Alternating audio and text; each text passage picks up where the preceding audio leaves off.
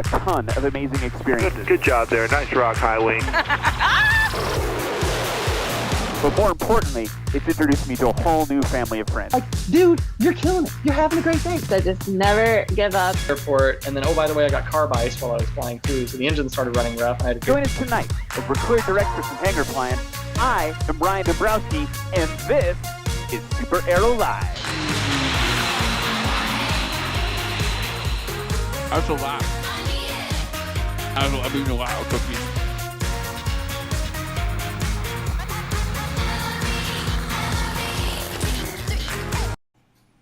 What's up, Av Geeks? It's Wednesday, which can only mean one thing. It's time for SuperAero Live. I mean, the elephant in the room is it's been a while. It's been a while. I needed a minute. It's episode 99.1, and we're gonna talk about. Well, let's get the business out of the way first. I want to say hi to some people. Brad Bloom, Outside 782, Papa in the chat. I see you. I miss you, brothers. Who else is here? Zach Sherman, Brian Turner, Just Plain Silly says, I'm going to throw this out there, and I don't care if he's on time tonight. I'm going to drink this whole beer. Well, guess what? I was not on time, so sorry about your beer. If he's late tonight, I'm going to drink this whole beer. Well, either way, you're covered, friend. So love it. Scarface is here. Aviator Show is here. Weird. That's weird. That's a little meta. Clayton Starwalt's here. Sarah Cluckey in the chat. Jason Follas. Oh, dude, Canyon K. Yes. Yes, everyone is here. Noah Goldstein, good to see you. Plane Ladies in the chat. And the Colonel himself, Matt Peterson. We're going to talk about him a little bit later. So, yeah, SuperAero Live. Here it is. It's happening again. It's 99.1 because I want to do something big for the 100th. So keep the tabs on the socials. Thinking April, mid-April, there might be like a really long episode. Like a really, really, really long episode. So in a couple of days we'll release that. We'll show what's going on. But tonight, so excited to have two friends of mine. Been working with them for a while now on different things. Folks, it's Eric and Tom from NationalSTOL, and that's not me right there. I need to change that. Here I am. I think it was a spitting image, man. Spitting yeah, image. It looked just like me. So Eric Farewell, Tom Flanery, owners of NationalSTOL. Very excited. We have a lot of things to talk about tonight. But first and foremost, I wonder if you guys could just walk us through a little bit about who each of you are. Because maybe people somehow don't know. If you know, would you let us know? Because we've been trying to figure it out for a long time. Yeah, I mean, you could be robots for all I know. Oh, let me do one thing. Is there a thing? I want to be clear. Like, I announce for NationalSTOL sometimes. Sometimes I'm there announcing. And that is a gig that you guys generously throw my way. This episode is not sponsored. Did we do it's like SEC stuff? We got to do this episode is not sponsored by NationalSTOL. So I'm going to ask like really hard hitting questions tonight. So anyway, taking my glasses off of this one. Oh, here we go. Anyway, so who are you guys? Let's start there. Who are you guys? And then we'll talk about NationalSTOL. Tom, you go first, dude. If I start talking, I won't stop. Oh man, That's I'm accurate. following you. Okay, I'm Tom Flanery from Miami, Florida. Oh, Hey, that's not me. which one are you? Oh, hang on. There you are, Tom Flanery. There I am. It's a professional show, folks. It's doing really well. That's all right. You've been off for a while. I forgive you. So I started flying when I was 12 years old. 152s, 172s. Got my license at 17. Private pilot, instrument just after that, and been flying since. I absolutely love it, and kind of that whole, the whole bug. And then I got involved in NationalSTOL when it first started in 2020, right before the pandemic. So that was our first one was Lone Star STOL. It's very, very epic. And let's kick it over to Eric. Oh man, mine may not be as epic. I have been involved in aviation my entire life. So I was born 100 yards from a runway. Grandfather flew in World War II. My mom celebrated her 16th birthday. My uncle flew for United for almost 40 years. All my cousins fly. I discovered these things called ultralights when I was 7 or 8 years old and realized you didn't have to wait till you were 16 to solo. So I became obsessed. The obsession kind of wrinkled over. I got back into GA when I turned 16, but the obsession wrinkled over into paramotors when we found out we were pregnant with our first kid, because for some reason airplanes are expensive and operating them is even more expensive. So I flew paramotors heavily, almost somewhere in between 2,000 and 3,000 hours in the last 11 years, and still fly fixed wing a lot as well. I have an RV6 and just sold my Cessna 120. My Kit Fox is almost done. I will send you pictures, Ryan. It is looking Dude, crazy I can't wait good. to see it. Yeah, and I got involved with NationalSTOL the same way Ryan did. I've been involved in the air show family and community for over 20 years, and I've been asked to do some announcing. I announced for my own aerobatic team, the Paradigm Aerobatic Team. We premiered at Oshkosh in 2016 with the first U.S.-based paramotor acro team, and have done air shows all over the country. And then NationalSTOL started asking, like, hey, you would do this announcing thing. We need someone to talk about airplanes. And I have this really weird thing where I can't remember where my nose is, but I can't forget anything about an airplane ever. So I love to announce about them, and especially about the people. And so I got involved, fell in love with it. I love business. I've been an entrepreneur my whole life. And as soon as I knew there was an opportunity, I really wanted to step into the role as an owner and to really see what we could do to amplify not just the NationalSTOL series, but the entire aviation community. I mean, I can get deep here, and I'll try to keep it as short as I can, but I believe that when you fly, something in you shifts. Astronauts call it the overlook effect, where we start to see ourselves in the world in a different way. And I want everyone in the world that possibly can to have the opportunity to get into the sky and to see themselves differently, because I think that, yes, I'm about to say this out loud, I think that when you fly, it makes you a better person. So all you pilots can pat yourself on the back. I really do believe that, and that's why I got involved with NationalSTOL. It's an honor to be here. I've been an owner since January 1st. I just want to point out, it only took you 6-7 minutes to talk about the overlook effect.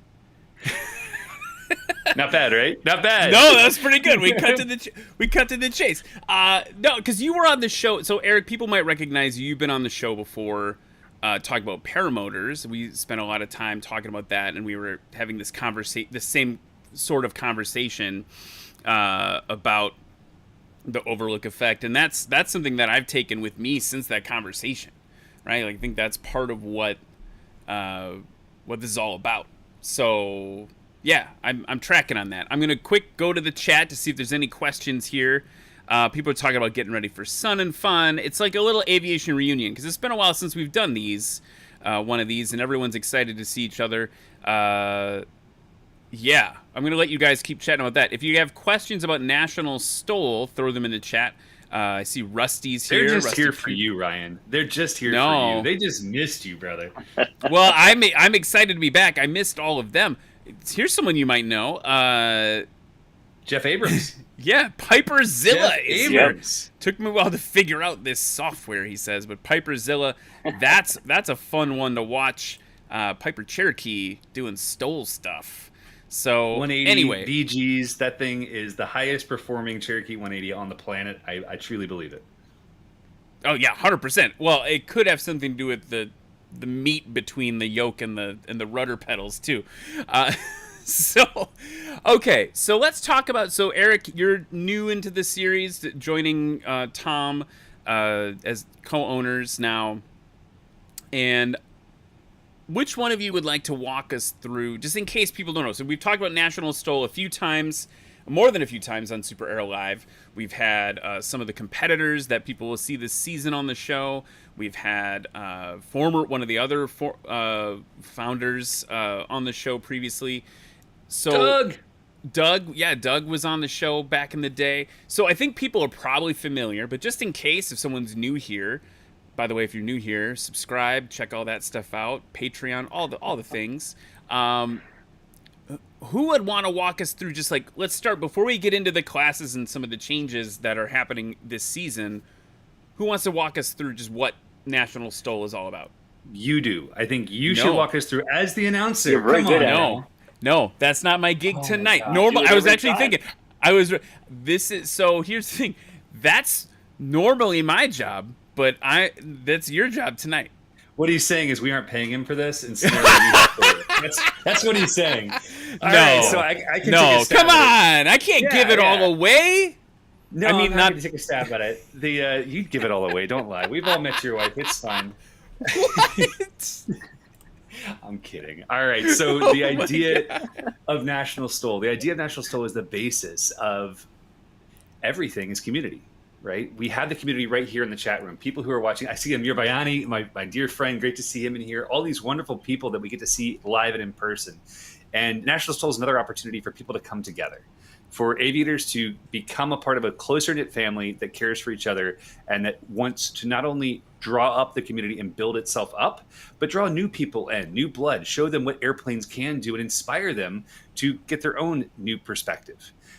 That said, there's a lot of aviators out there who love competition. There's a lot of people who love racing. And while there are tons of different options out there for our four-wheeled friends or our two-wheeled friends, there's not a whole lot about that you can do with airplanes. And now with STOL Drag and Valdez and NationalSTOL, there's a whole new league of people who are coming together to drive themselves forward.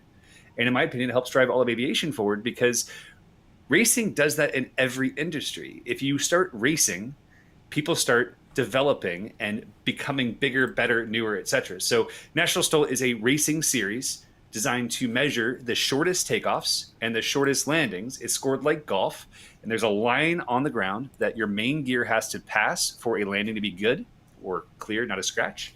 And what else am I missing, Ryan or Tom? Help me out here. I gave a little speech about the why, and now we can get into the nuts and bolts. So You're very articulate. Go, Tom, unless I can dive in with some of what I tell the crowd when I'm there. I didn't mean to be like coy about it, but you guys are you're the experts. Well, let's be honest though. Like, if you get a bunch of friends together, they're gonna say, "I bet I can beat you at something." And in this case, I can beat you at taking off in shorter distances. My plane can take off shorter, and that's what happens. Is they get together and we go all over the country at NationalSTOL. We take off in short distances. We land in short distances, and we compete. And we say at the end of the day, "Hey, I did a better job than you." But it's all fun, and everyone really enjoys it. That's really what I've loved about it the whole time. It's been absolutely a blast since the beginning. Well, and there's another element to it too. Is like, not only are you competing to beat your friends, but that competition leads you to practice and to become a safer pilot in the most critical elements of flight. I mean, high angle of attack, low speed, these are the most dangerous parts of the average flight.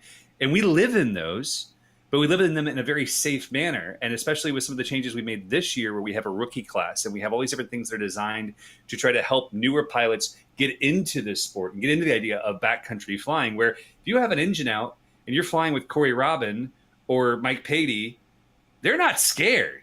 Corey and I were flying over Utah in October in his Carbon Cub, and we're over some nasty country. I go, "Corey, where are you putting it down right now?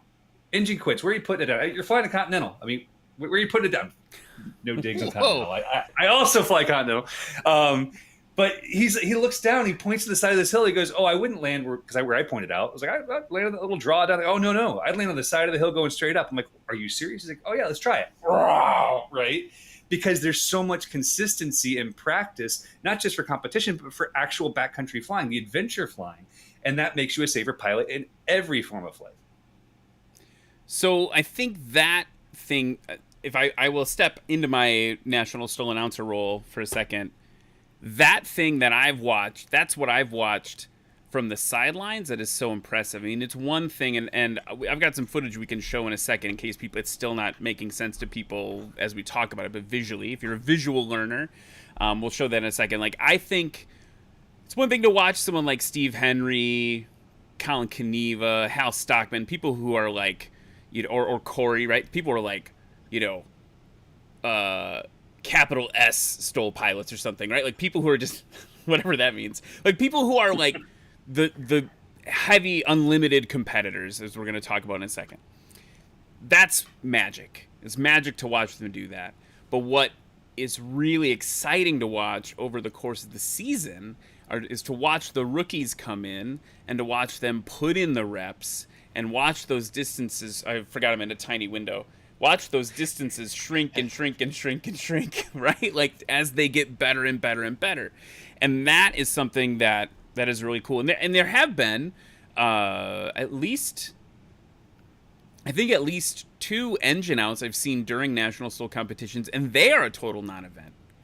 Because it's just like people are already in that configuration ready to go, and they just come in and take care of it. And so that's the part that's exciting. I always say to people, it's like that spot landing thing that you do at your home airport, but turned up to 11, right? So now we're caring about stopping in a certain amount of time. We're leaping off the ground, that whole takeoff part that people aren't normally doing at home, and then being really specific about those landings. Let's go to the chat and let's show some footage. So Just Plain Silly stealing the show in the chat. He says, I can beat you floating down the runway, and he's gonna make a video about LTOL, long takeoff and landing. And then Brian in Colorado says, seriously, we have 15,000 foot long runways. I would win that any day. So guys, yeah, you want to create a competitive series about the longest takeoffs and landings. I think you're more than welcome to do that, probably. This is the one challenge, though, and this is going to be driving a lot of what we're talking about shortly about the rule changes. A big part of why National STOL exists the way it does is Tom had this vision for sharing it with the world and making it entertaining to watch. And the longest takeoff and landing competition would not be that entertaining to watch, because we want to draw new people into aviation. This is the mission, guys. We need to keep GA alive and growing, not shrinking and dying. So, which makes me, as a little sidebar, where isn't there some airport in like Russia or somewhere that was doing the lowest altitude competition, which is super dangerous. Do not do that. Because you can only win once. But there was a thing they literally did. Very exciting. Maybe not the smartest. All right, let's show some footage. Here's some footage you guys sent over. This is something that, and Eric, you're on the screen now. Sorry, you're the victim right now. The victim. This is a volunteer, I think, maybe edited this for you guys recently, kind of just like as a fan piece, but just to give people an idea of what the events are. Like aggressive takeoffs we're seeing there. Like here's John Humbard, like Jaden Newman, all these competitors just really tearing up. That looks like the Sun and Fun or Central Florida Classic footage right Sun there. And Fun, that bright pink Vixen, and John slamming it back down. And that's the thing, is this is actually genuinely fun to watch. I mean, if you think about going out to your local flight school and watching Cessna 172s plod the pattern as an aviator, as a pilot. Yeah, we want to go and watch. Like you try to get the T-hanger that faces the runway to watch every landing. Some of us have cards that we hold up, right? But the reality is, for average Joe who likes to watch NASCAR or Formula One or football or whatever it might be, they don't care about watching normal, right? There's not that click of passion of, that's weird, that's interesting, that's different. And when you watch Steve Henry do this and stop it in 45 feet, you get excited. And then you hear the scream of that engine, that 300 horsepower engine in an 800-pound airplane. It's something different, and it's weird. You got Don with this beautiful 180. You know, it's something stirs in your soul. I try to explain to my wife, like when I hear a Shelby GT500, like why that's a wonderful sound. And she's looking at me. She's like, "You're so weird," but it's true, right? We all feel that, don't we? For sure. I mean, I think, and I was going to say, for people who haven't been following, there's Hal Stockman in the clips there.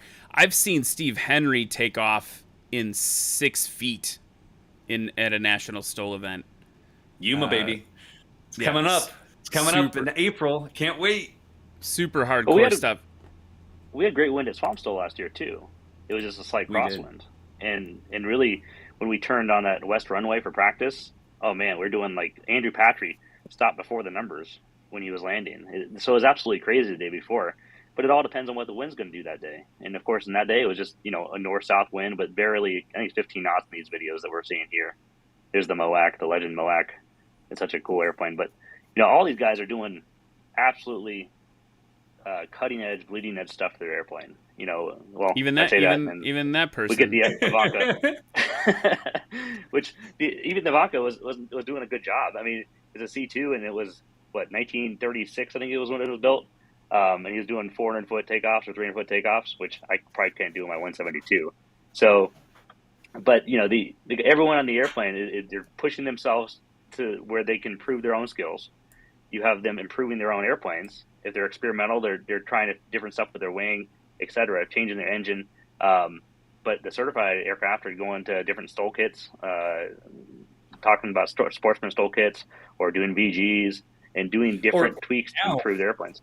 Like Warren with the field approval for his shocks on a 180. Like he has shocks. Yep. It's amazing. And we can't. I mean, we've glossed over Dan Reynolds like 4 times so far. Dan is that crazy pusher airplane you're seeing in the video right now, and it is insane to watch him. Valdez champion, just an incredible airplane, and he landed at 18 feet in Gainesville last year in Texas. It's like, how do you stop an airplane in less length than the airplane? Yeah, it was incredible. I think Mikey in that moment, there's Warren. Was that Warren? I've got a thing. Oh, that was Micah. Warren's in the tennis ball green. He might not be in this package, which is, if he is not in this package, it's a crime against humanity. What I was gonna say, it's funny. I remember that moment at Gainesville, and when we're on the mic, you were doing more color commentary, and I was doing more like straight announcery stuff, and I think I was so excited to see him land. If I remember correctly, I pulled my phone out to start making a TikTok video, and then you were announcing. You let me do it as my partner on the mic, and then I think all I did was be like, "Whoa!" Like I couldn't help it. Like I was so excited. It was so incredible. There was literally nothing tangible coming from me. It's one of the few moments on the mic where I was totally just flabbergasted. The actual words that came out of his mouth right before he pulls his phone out, he goes, "Make me TikTok famous." That's right. Make me TikTok famous. We'll get some of my highest performing TikTok. We'll get the thumbnail for this video. Jan and the weird ladder geared, Viking powered Zenith. Like what? Anyway, all right, we could just geek out about this a long time. I'm going to say hi. The Colonel, Matt Peterson's in the chat. He's a competitor, one of the ones that we saw become most improved over the last couple of seasons. And just like went from learning how to do it to being like a real honest to goodness like threat to the podium. He's in the chat now. It's great to see. Swampstol's coming up. I'm going to see you guys there. That's where we're going to have the first dash. I was like sprinkling of these. No, they're really, it's like we're baking the rules in. We should probably talk about the new rules, the new classes, and why those changes exist. Because I know that, frankly, there's been some debate about it in all the STOL forums. There's some debate on drama. Social. Yeah, people, and change is hard, right? So I would love to know, and also this helps me get my head right for when I have to explain this to the crowd in a couple weeks. But like, let's walk through that. Like, what's changing for 2023? So the biggest reason why, I'm going to let Tom talk about most of it because he is the architect. He has been in this business since the beginning. I haven't.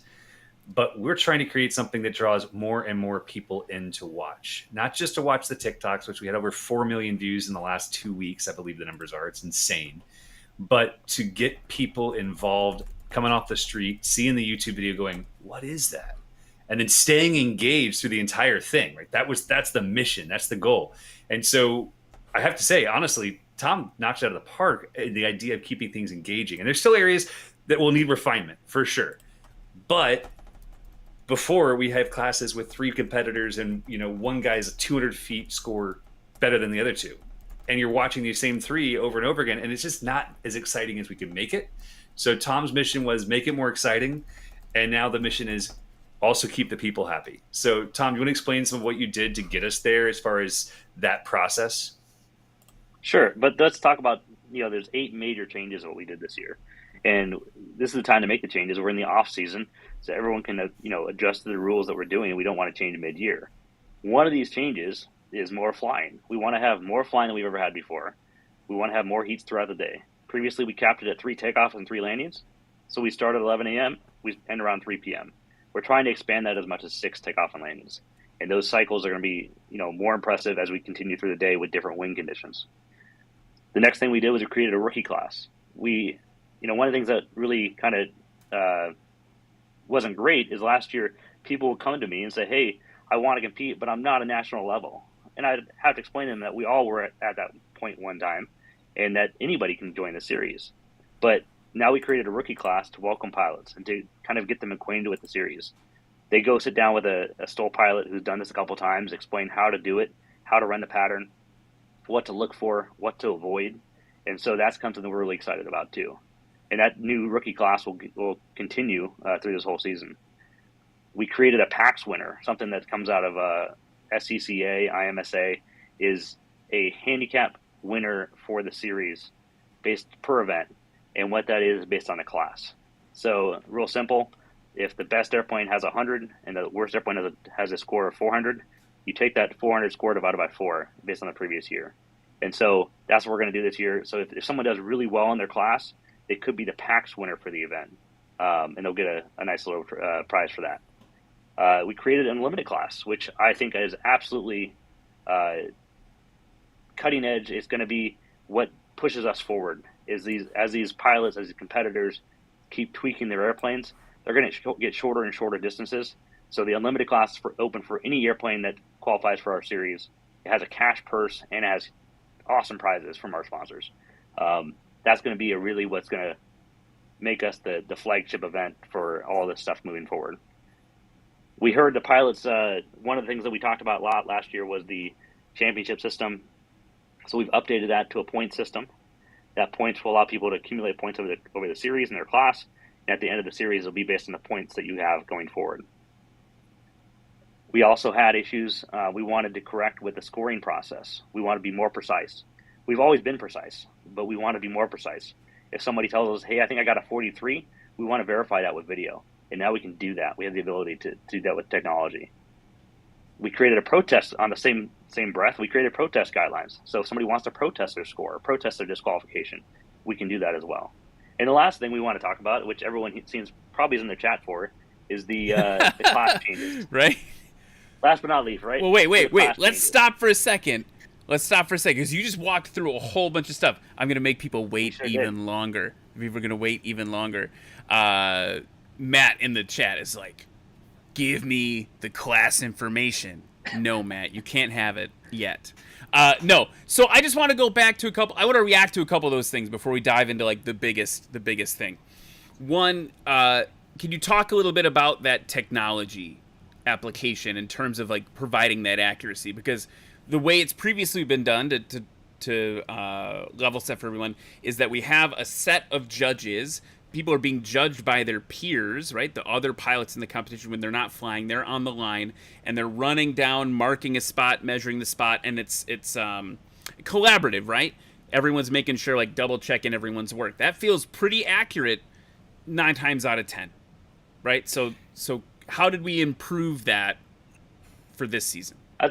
I'd say it's very accurate 9 times out of 10. However, there are times when the distances are super short, when somebody takes off in a distance that you weren't expecting. And what happens there is we have the judge nearby, but you have a parallax issue. And what I mean is you're looking at an angle on the point where they took off from. Like pantomime. So by the time you look parallax. at it, I don't know. exactly. I probably failed physics, so but the issue is that we wanted to create a way that was duplicatable and reproducible. So on replay, we're going to have 4 stationary cameras or multiple stationary cameras on a side.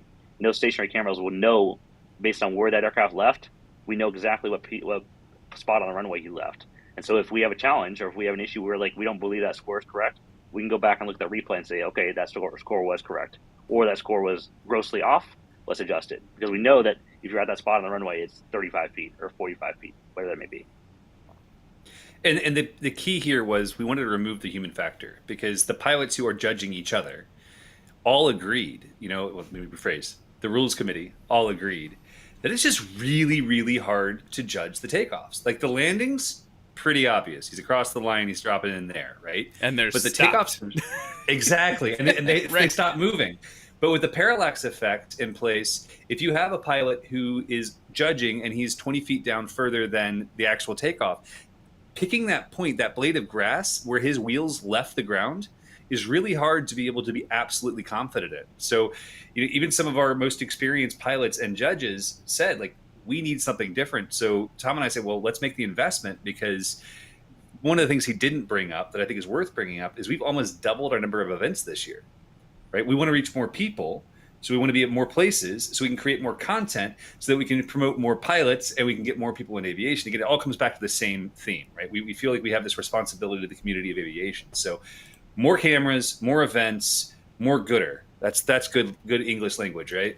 No, well, and I think the thing you're talking about a little bit was interesting to see from the announcer stand, because you'd have someone like Steve Henry pull up to the line, and if it was a windy day, he'd be like, "Where's my hand?" He'd be like, "No, come on, guys, come on, get closer." And everyone thought that was. I mean, it's a little bravado. There's a little bravado in there, but also it's so he gets a better score away from that parallax. So that makes sense.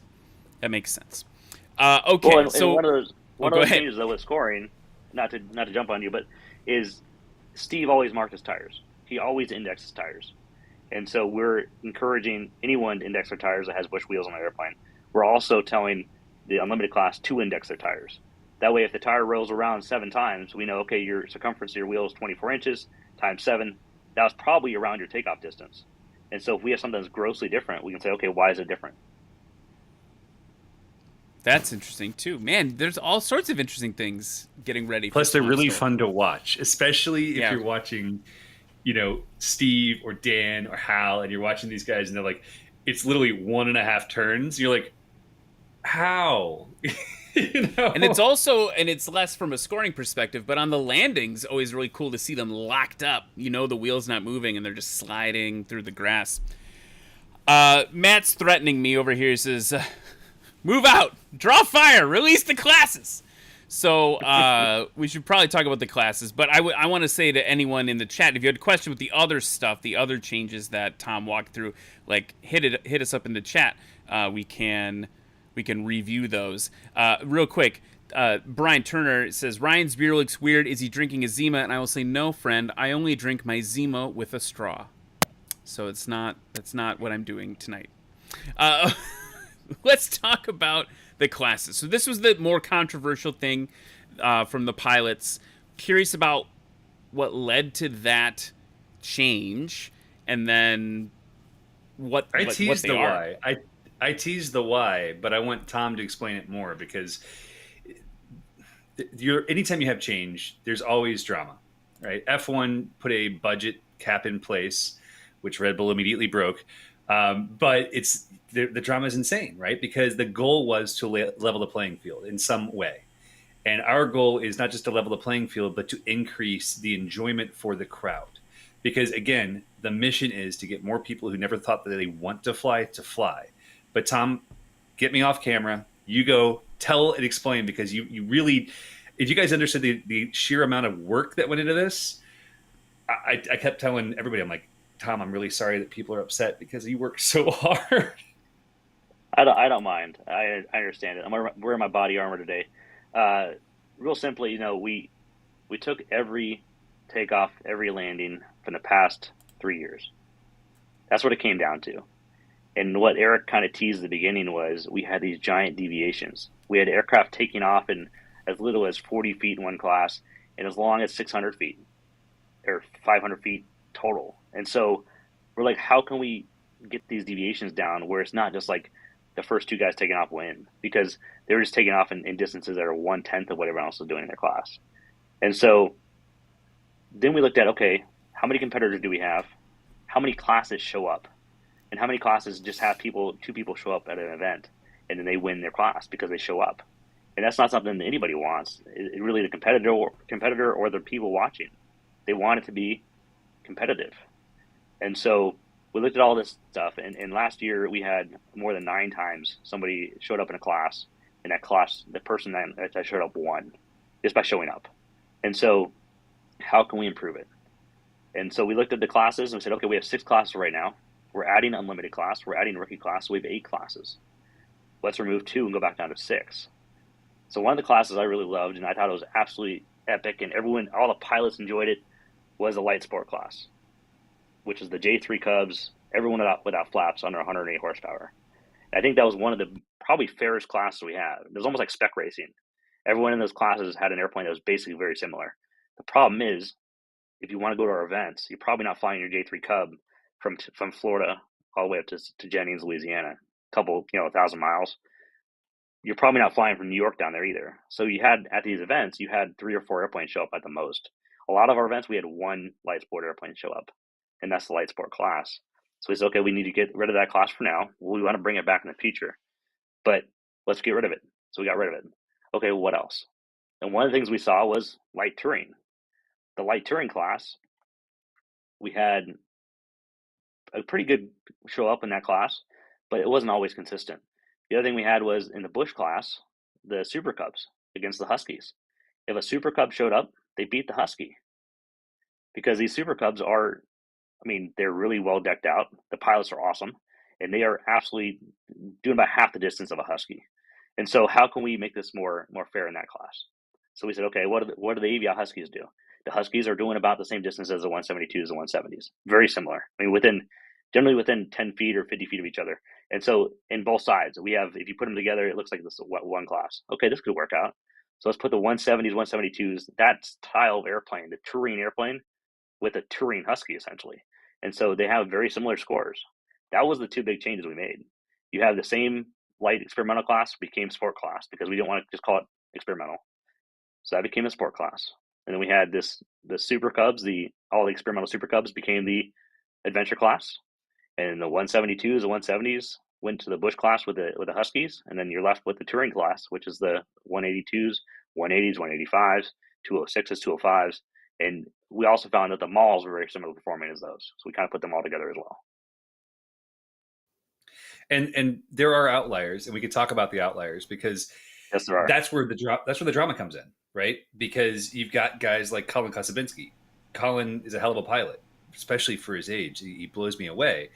And he's flying a fully legal certified Super Cub, right? And now he has to challenge the Jay Stanfords of the world, right? And Jay's flying an experimental Super Cub with nitrous, longer wings. He has a dirt bike on the side. What Wait, are we allowed? Did he ever say? Did you just out his nitrous tank? He had it open at the allegedly. last fly. Allegedly. Allegedly, he's running nitrous. The bay door was open. I feel like it's allowed. So there are outliers, right? There are outliers like them. There's outliers like Jeff, Pohl, Micah with their Super 170s coming up against Austin, right? If Austin Clemens doesn't show up with his MT reversible propeller from McFarland Aviation, by the way, just want to put that out, one of our sponsors. If he doesn't show up, it's a battle between everyone else in a Husky and those 2 170 pilots. It is going to be a brutal battle. Right? Let's add to that, though. If Austin shows up and Jeff shows up and Austin can't absolutely nail the landing, then it's still a battle.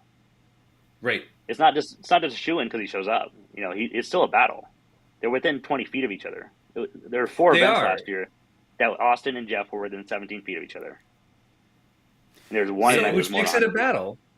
It's just we're still trying to figure this out. And I want to be very clear with everyone watching and with the community at large. Like, Tom and I have a backup plan if this fails fabulously. Like, we have a great backup plan, but we had to try, because if we can compact these classes and create some real rivalry. And Jeff Pohl actually brought us a great idea about having grudge matches in between classes, which, Ryan, you're going to love announcing that with Matt Peterson. I can see that. Yeah, that sounds fun. Yeah.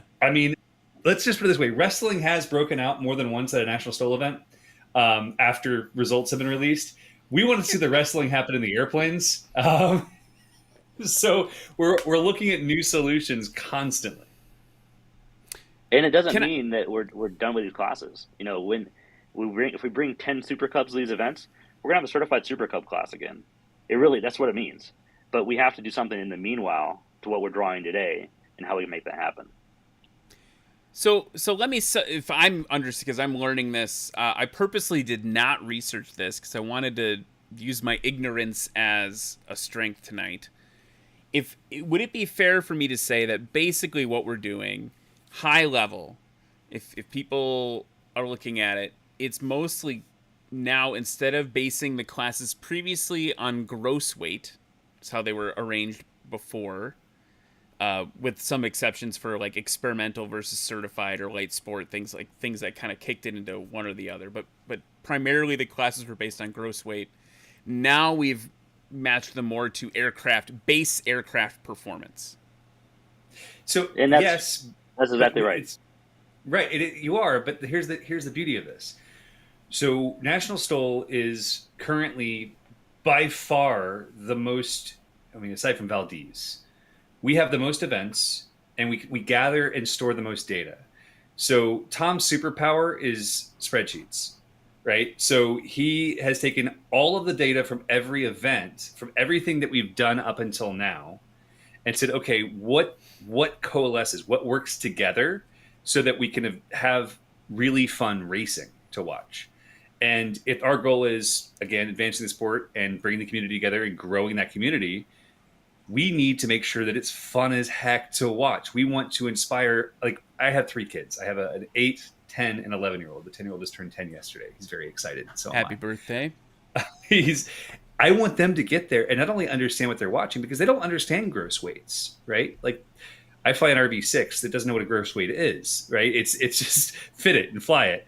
But they don't care about weight. They do care about that guy is 6 feet from that guy. That's a close score. I'm intrigued, right? When you get enough airplanes involved and when you have the data that we have so much data that Tom's built that we're able to say, look, and again, maybe it doesn't work and we fall on our face and we have to eat a little crow, and that's okay. Like, we're trying to make it entertaining for the 10-year-old in all of us that doesn't want to sit there and try to understand the rules for 30 minutes and understand, like, if you try to get me to understand cricket right now, it's not going to work, right? I haven't grown up with it. I don't understand it.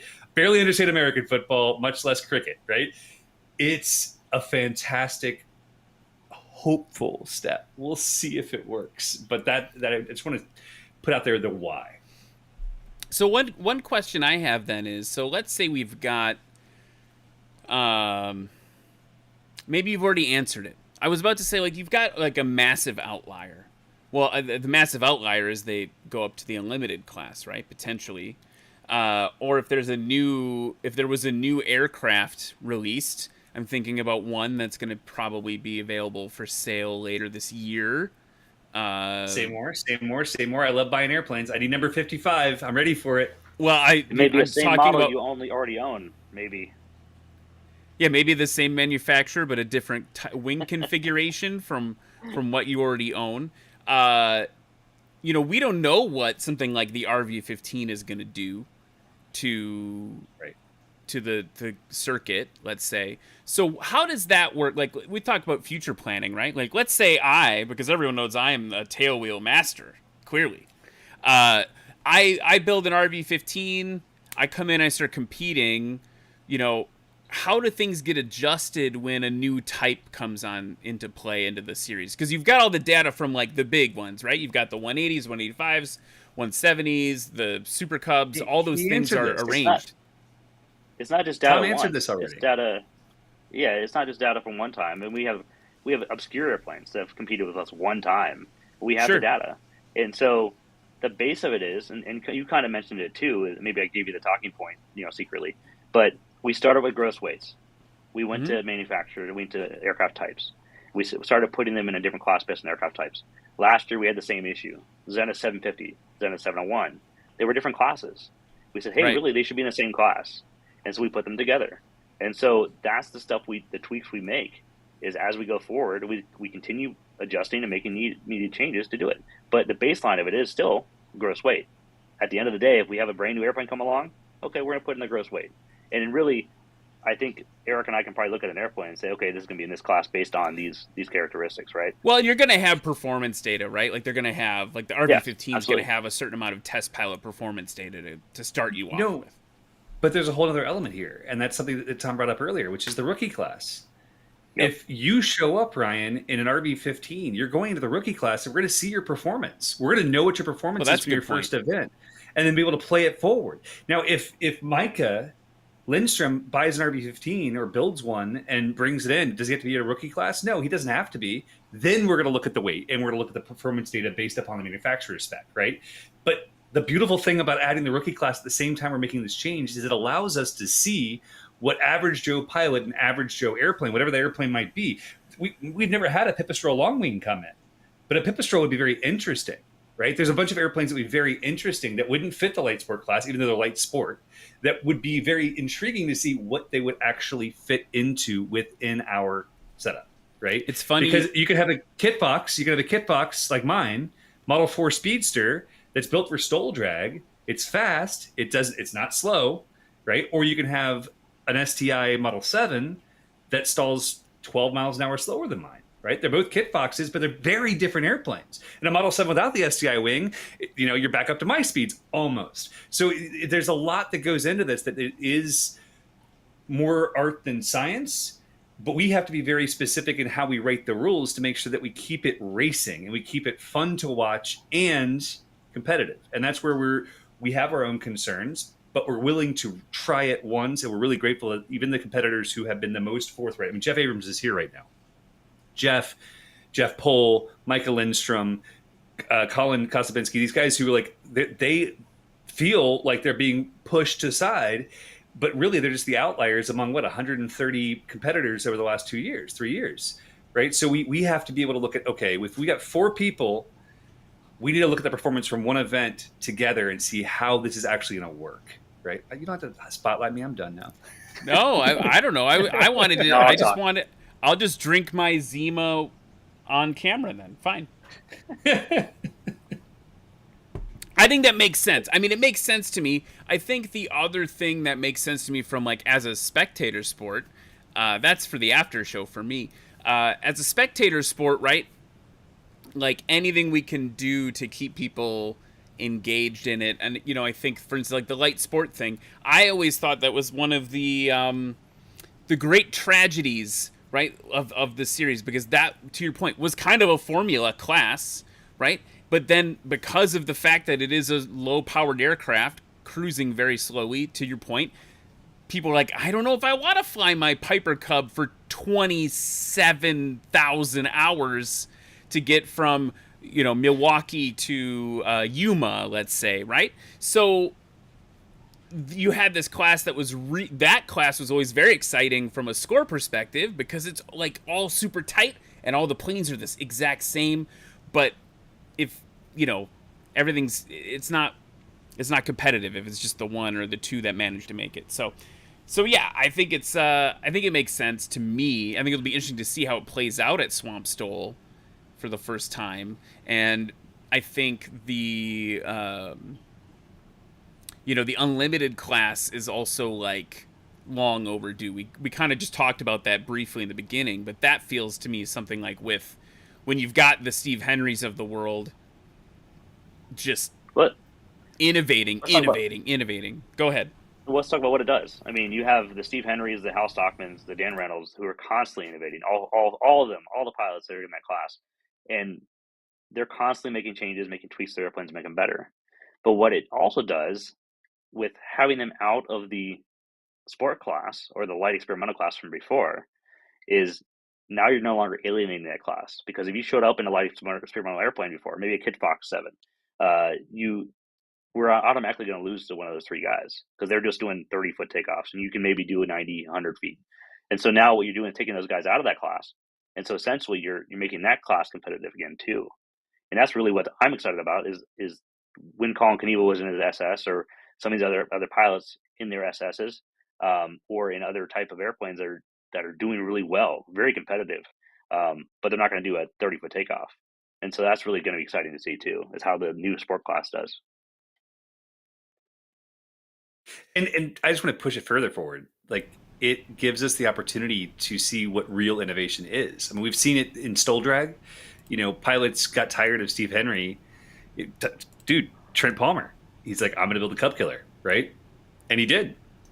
He built an airplane with a 915, a Kit Fox Model 5 with an STI wing and a 915. That had never been done before. Hal Stockman has this crazy Franken Rotax motor that I think is a 912S case with 915 jugs. And now he's put a turbo on it. And like, there's all these crazy things that are being done at the edges of innovation. I mean, we saw Draco. We see all these different aircraft out there that are pushing the edge. And that's what pushes aviation forward, right? It's not necessarily Cessna building another airplane for FedEx to deliver airplanes in. Don't get me wrong. I want one. But I want airplanes that drive the innovation to another level, not just improve upon what the status quo already is, if that makes sense. You just also made a really strong argument for just experimental aviation in general. Oh, absolutely. Right? Like even you know, and Greg, if you're watching at Vans, we had you on to talk about the RV-15 months ago. You've released some new information. I'd like to go over it with you. But look at that aircraft, right? The innovation on that aircraft just with the landing gear alone, like the way they're handling the landing gear, never been done before. You can't necessarily do that in the certified thing. That's a digression. That's a different soapbox. But can we just talk about the RV-16 and how we need an RV-16 with 5 seats or 6 seats, please? Like tomorrow, that'd be great. I've got 3 kids, man. I need a bigger airplane. Well, the thing I'm very excited about, because I'm a former J3 pilot. Everyone, you can finally drink. I mention that every episode. They did mention during a webinar that they were considering making a tandem version. Sign me up. Hashtag not a sponsor. Sorry, Eric, you had a thought, and then I wanted to talk about what's coming up in like a week and a half, whatever. But you tell me, finish your thought. I interrupted you. He's talking to you, Tom. I thought he was talking to you. I was talking to you. I interrupted you. Oh, I'm done talking. Never mind. All right, moving on. I'm moving on. So, okay. Let's talk about SwampStol. Let's talk about SwampStol. So, and by the way, remarkably, in the chat, no one has asked any hard-hitting questions about the classes. So that means everyone is 100% fine with it and looking forward to it. So, if you have any questions in the chat, throw them in the chat if you have any questions. And we can ask, you can get the answers straight from the management. Matt Peterson, by the way, is prepping for SwampStol. SwampStol coming up March 17th and 18th down in Jennings, Louisiana. I'll be there with bells on, announcing next to Matt. It's going to be really exciting for us. But let's talk about what people should expect to see down in the South. In the swamp. In the swamp. I mean, besides baby alligators. I'll start because this is the event that convinced me that I had to own at least a part of NationalSTOL. I fell in love with the people. I fell in love with one-wheeling to Waffle House every night. I ended up with 2 different pilots sleeping in my room because I had an extra bed because they came to camp under their wing and their tents blew down from thunderstorms. I fell in love with the mentality of these pilots. Like paramotor pilots, we're a little bit different. I wish I could share my screen and show you guys. 2 days ago, we were flying at sunrise with 5 paramotors and a Delta Wing flying boat, and we're landing on his wing. Just shenanigans, right? That shenanigans are a normal part of butt fan life, all right? But I saw that same level of just joy in flight at SwampStol. We fly to this restaurant a few miles away, and I was riding with Colin Kosovinsky, and I was like, that is, I'm going to go over there. We're going to fly with him. I was exhausted, had a long flight in, and got to sit in the back of this Super Cub with the nicest panel I've ever seen in my life. We have a great meal, and then everyone starts taking off, and like a third of them are using the runway, and everyone else is just taking off that direction over that field and that direction over that field, landing in, rice paddies. And it was just this level of freedom that GA offers that most people don't ever tap into, that most people don't sense that love, right? And so I knew at that event, I was like, I'm in. I'm sold. I came home and told my wife, I was like, I just found the best friends I've ever had in aviation after spending a lifetime in it. These people think like I think. They feel like I feel, and they love to fly like I love to fly, because when I fly is the happiest I can be, right? So that's SwampStol for me. But there's so much more to it, because there's live music and there's freaking crawfish everywhere. And there's just, it's an adventure. Matt Peterson puts on a hell of a show. Last time I was there, I was promised I would be able to pet a baby alligator, and I didn't get to, so that's on my bucket list this time. Never mind the flying. I'm in it for the weird reptiles.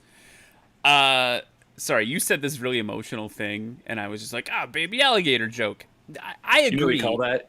We call that a joke parachute. That's what we call that. It's a joke parachute, so you don't have to think about the emotional thing that was just said. So I will mirror your sentiment, though. SwampStol was the first 2 years ago was the first National Stol event I announced, and candidly, honestly, transparently, right? While I am familiar with tailwheel flying and landing in grass runways and things like that, I did not feel walking in, I did not feel like I was going to fit in.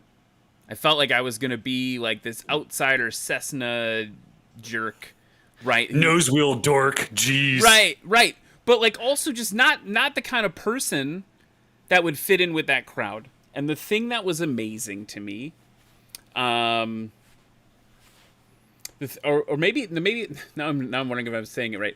Maybe it was my second event. Maybe it was Sun and Fun and then SwampStol. It doesn't matter. SwampStol was like the first like grassroots place that I had done. Like, you know, Sun and Fun is like really exciting. It's like, you know, there were thousands of people there cheering, all that stuff. SwampStol is the first time it was like just us kids, right? Like we've got like the hardcore aviators competing. We've got the local crowd coming out. We're teaching them about aviation, like literally like eyeball after set of eyeballs. Like this is this cool thing. Kind of what you're talking about, Eric. But the thing that blew my mind about SwampStol and has continued to blow my mind about a National Stol is I'm just the guy on the mic, right? And Eric, you and I have been on the mic a number of times. The openness with which the pilot community has welcomed me and said like, hey man, you're one of us now, right? Like Matt Peterson in particular, right? Like just real like, hey, we're a family now. We're gonna do this together, and we're all gonna have fun, keep each other safe, and push each other in a safe and competitive way. But the fact that like I think it was the first SwampStol, right? I'm like standing there, like probably looking a little freaked out at like the pilot meeting, and Warren Grobelar, one of the most imposing human beings ever, just this tall, muscular, very attractive man, comes over and like puts his arm around me. He's like, hey man, who are you? And I'm like, oh, I'm Ryan, I'm announcing. He's like, oh, rad, man. Like, You were this close to death, dude. You were this close to death. If you'd said the wrong thing. right? Over. But I don't know. I'm ranting a little bit. I just, without the joke parachute, right? The idea like there's something special about this. And we saw that at Sodbusters in Hartford this past year, the same thing, right? Like just people from the community coming out, getting exposed to this thing, being excited. People who had never flown in STOL before, that rookie class thing we're talking about, right? Seeing them come out and push themselves and challenge themselves, really exciting. So anyway, Tom, I'm sure you had a thing, and I started waxing poetic. This is what Eric does to me. He starts waxing poetic, then I start waxing poetic, and the next thing you know, it's a puddle on the floor. Well, to wax your poetic with you, you know, you go to the events, and you have pilots that have flown thousands of hours, tens of thousands of hours. I can't even fathom some of the numbers that we have there. We have military pilots who've flown F-15s, F-16s, F-18s. And when you're there, you're just a bush pilot. You're just a pilot flying an airplane in a competition, and everyone's a friend. It really is really incredible. And I'm so humbled when I'm there, and I talk to everybody, and it's like you're a friend, you're your family. And whether you're new to the series or whether you've been there the whole time, everyone welcomes you with open arms. Everyone talks to you, and it's really kind of enamoring, really. It's been an incredible ride for me. I mean, I've said this, like, very grateful for the opportunity to have been part of it as, you know, on the mic. You know, Amir, by the way, had a question. I'm going to go back to a joke parachute here. He wants to know if you need to have facial hair to compete.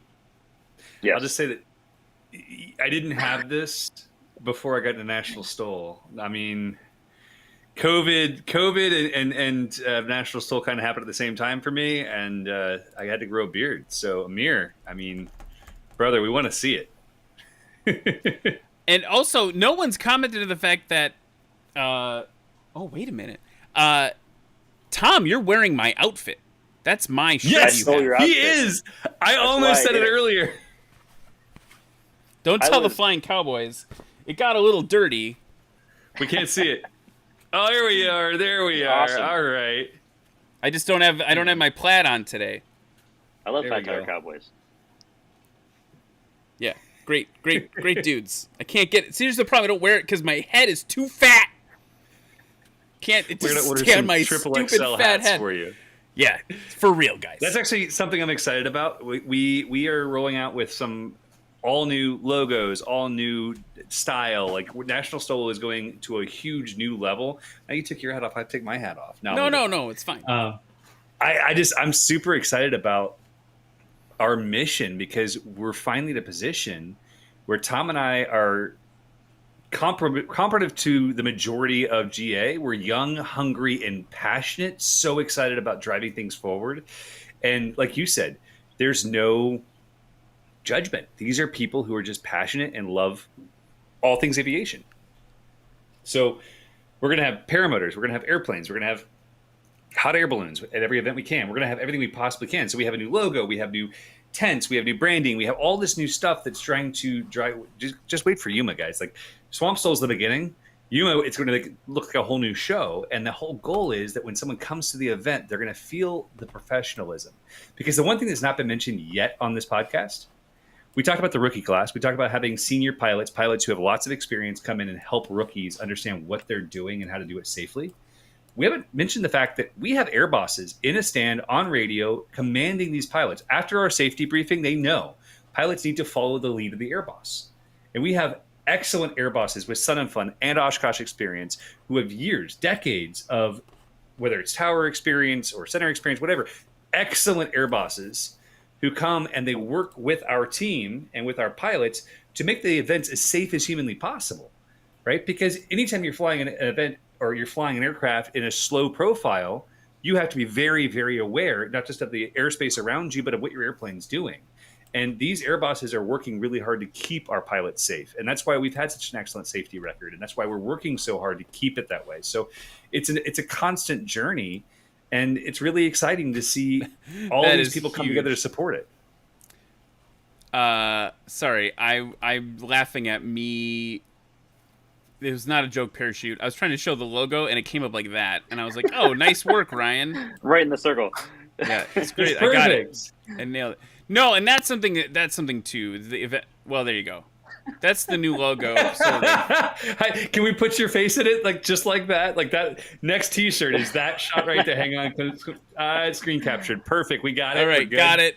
Cool. We did that. Super pro. Oh, and I X'd myself out instead of the thing. What is happening? All right. You just see more of my background now. It's fun. Yeah, I gotta get in here. I don't even know how to fix that issue. We're just stuck. We're Guys, just stuck. welcome to SuperAero Live. This is where we're going to be bringing you all the greatest. Hang on, I gotta. Everything is over. breaking. Everything's broken. Everything is breaking. Hey, before we wrap up, Should I do my hair like yours? Is that what I yeah, should come do on, you now? can Hang do on. it. You can do it. All right. Wow, that went sideways hard on me. So it's great to be back. Can we play a game before we sign off? 110%. You guys know this game. So this is a game called Short Final. A little bit of a tradition here on SuperAero Live. And just as a recap for people, if you've forgotten, it makes me hurt even just to say that. It's been so long, you forgot how this works. Basically, we've got a minute on the clock. We'll probably extend it a little bit because there's two of them. I'll ask a bunch of yes or no questions for our guests. Can we do airplane trivia instead? Because I He never can't know. answer yes or no. It's not his DNA. He has to expound on it. No, it's fine. Short answers. Not yes or no. Just short answers. Just short answers. It's Short Final. It's in the name. Minute on the clock. We're going to talk about random, exciting airplane things. I got to find the music. There we go. All right. Are you ready? Here we go. It's Will it Eric work? and Will it Tom work? from NationalSTOL for Short Final. First and foremost, who are you most excited to watch compete at SwampStol? Matt Peterson. Jaden Newman. Oh, awesome. Who do you think will be most improved this year? Any read on that? Don, Cessna 180. That's a good one. I like Don. I've said the same answer. If you could put a STOL competition on anywhere in the country, where would it be? Rio de Janeiro, Brazil. Eugene, Oregon. Oh, see, I thought you were going to say like the deck of the Enterprise and. That's on the list. That's on the list. But actually, like we went like realistic. I want to go to Brazil. I think that our Brazilian fans are so passionate, and like aviation is experiencing a renaissance there. It's awesome. I expounded. Dang it! I said I would. Yeah, you only 5 seconds left. Told you. I got to come up with another question. Hey, so what about each of you? We can finish it. Favorite STOL aircraft, just personally. Super Helio. Super Helio. Probably Draco, honestly. It fits my mission. Your mission? If I'm not mistaken, wasn't there? I don't know if it was a Super Helio Courier. There was a Helio We did have a Courier Helio that competed, Courier. and it was like one, I believe, right? Yeah, the first one ever built was competing. That was Yep. pretty exciting to see. That was really cool. Let's see. Brian in the chat says this is a STOL show, so it should be really short. Anyway, dudes, I can't thank you enough for coming on the show. I'm excited. Everyone, what? I got one more thing. Oh, One more thing is coming. One more thing is coming to the season because we need it, guys. We got flags. We're bringing the racing back into National STOL. We're gonna have every bit of racing awesomeness you can expect from Indy 500, from MotoGP, Formula One. It's coming, and it's gonna be beautiful, and I'm super excited about it. Flags are cool. Can't have too many flags. Back to me wrapping it up. I just want to say thanks for coming on the show. Thanks for coming on the show. I'm excited to see you down at Swamp STOL. Again, I'll be on the mic with hosts. Is he a host? What do you call Matt? Colonel Peterson. He's What do you the call host. him? Yeah, The he's the host. host. The founder Yes. of Swamp STOL? Yeah, founder of Swamp STOL, Matt Peterson, and I will be announcing that. It'll be live streamed, right? We haven't really even talked about that too much. The competitions are typically live streamed, right? Is that a thing still? God, I hope I didn't It just... is. Okay. Can we talk about how it's the same way? Like, I'm in your ear the whole time telling you what to do? Yeah, that's normally what it is. Yeah, and then I'm getting confused because... by the way, if you come to Swamp STOL, please don't, while the competition is happening, don't ask me stuff, random people. I am very task saturated, and every time, I love you, everybody, but people will come and be like, hey, tell me about this. Where's the porta potties? And I'm like, no, man. Like, I'm focused on this. I can't. They're over there somewhere. They're blue or maybe green. I will say, there is a scheduled pilot meet and greet, which also includes a scheduled Matthew Peterson and Ryan Dembroski meet and greet, so that you guys can meet, ask questions, and get your SuperAero stickers at the meet and greet. Leave him the heck alone in the booth because Tom never stops talking No, while really, we're he trying to doesn't. talk to each other. It's really hard, guys. Yeah, it's hard to talk and hear someone talk at the same time. That's why you have 2 ears and 1 mouth. Seriously though, it's gonna be rad. It's gonna be so cool. Come down. I would love to say hello to you if you are there at Swamp STOL. Come say hi. There's plenty of opportunities in between segments for us to say hello, high five, whatever. Would love to meet you, everybody. And guys, I can't thank you enough for bringing me on for another one. It's gonna be really cool. Excited to announce with Matt. Excited to see what happens with those classes. See how it shapes out. I personally, this is not just because I work for you guys, but personally am excited to see how that nets out from a competition standpoint. I'm not blowing smoke. It's going to be exciting to see. If nothing else, like you said, Eric, it's going to be a really fun experiment. And We're not terrified at all. We're not totally freaked out in the least. No, everything's fine. None. Here's the thing: is I don't think Tom is. Look how calm Tom looks right Dude, now. he is a cucumber. Like, he is the chillest dude on the planet. No, Clucky's that's not true at all. Sarah Cluckey in the chat says, I'm pretty sure I yelled at you in the booth at Hartford. Sarah, you get a special exception. You can yell at me whenever you want. You're a legend. Anyway, Matt says, host, founder, owner, question mark? I don't know. Figure it out before the thing. You got to know what you're going to say, Matt. Pick a title, bro. Pick a title. Yeah, pick a title. Thank you so much, guys. Thank you, everyone else, for watching. It's so cool to be back in this chair in my basement talking to my AvGeek friends. SuperAero is not necessarily always going to be every week, but it will be continuing on in the foreseeable future. It's just a little bit harder to get everything lined up with guests and stuff as the world, this thing started during a lockdown when none of us had anything else to do, and now we all have we have things to do again. So yeah, but stay tuned, follow, subscribe, all this stuff so you know when the new episodes are coming out. Keep mid-April open for what will I'm sure be, if tonight is any indication, be a train wreck, and and yeah, just thank you so much. There's a lot of people who've stuck with me over the last couple months, been really supportive about take the time you need as a creator, get your head right, get back into it, take the break to make sure you're making good content, and to those people who've supported me, just really thankful for that. So now I need another joke parachute. Oh, I forgot I was going to say why I've been gone so long. It's because I got shot down over Canada. Really, there's a story there. Well, because I was in the balloon, Tom. That was the joke. I was going to make that at the top of the show. I had it all workshopped, and I totally forgot because I was so excited to talk to you guys. Guys, topical. Can't wait for SwampStol. Thanks for having us, brother. This has been great. Can't wait to see you guys all there. And it's now my bedtime. Yeah, let's all go to bed. Oh, hey, if you're in the Patreon supporters, there will be a Zoom. I'll put it in the Discord. All right, everyone, thank you. We'll see you real soon on SuperAero Live. Thanks, guys. This is